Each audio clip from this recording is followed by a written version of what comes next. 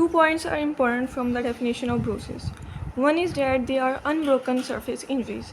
That means the continuity of the skin is going to be maintained. Next, crushing of blood vessels occur and there will be effusion of blood. The coloration of the skin occurs because of subcutaneous accumulation of blood as a result of the bruise. Appearance they usually occur in 1 to 2 hours after the infliction of injury, but may take less time if the skin is thin and may take more time if the blood vessels that are going to rupture are in the deeper tissue or intense fascia. Usually they occur at the site of injury, but sometimes they obey law of gravity.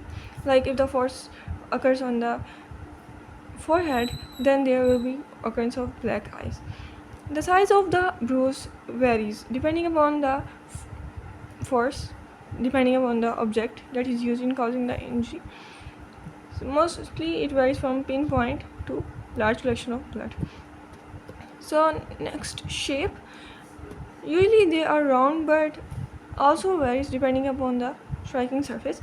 Next are the factors. Suppose there are two bruises, one on the skin of light colored person and other on the dark colored. So it will be more appeared on the skin of light colored person.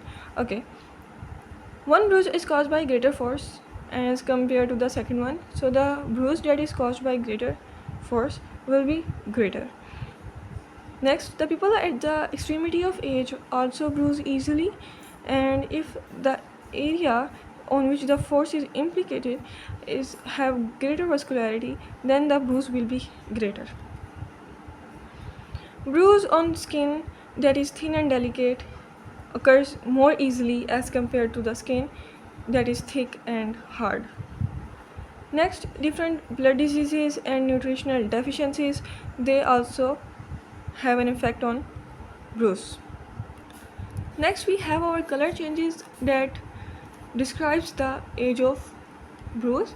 The medical legal aspects of bruises are that bruise provides information about the object that is used in causing the injury, and it also provides information about the degree of violence, and depending upon the location of the bruise, we get to know about the purpose of injury.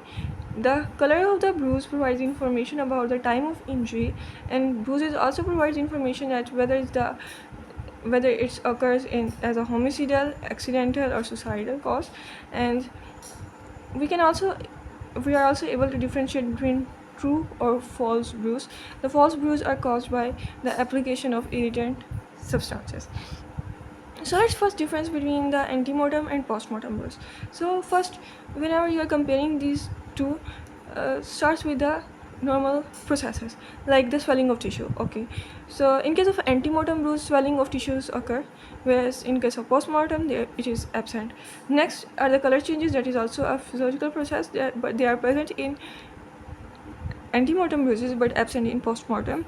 Similarly, extravasation, it mostly occurs in antemortem but not so in that of postmortem.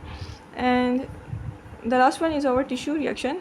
So obviously it occurs in antemortem and not in postmortem.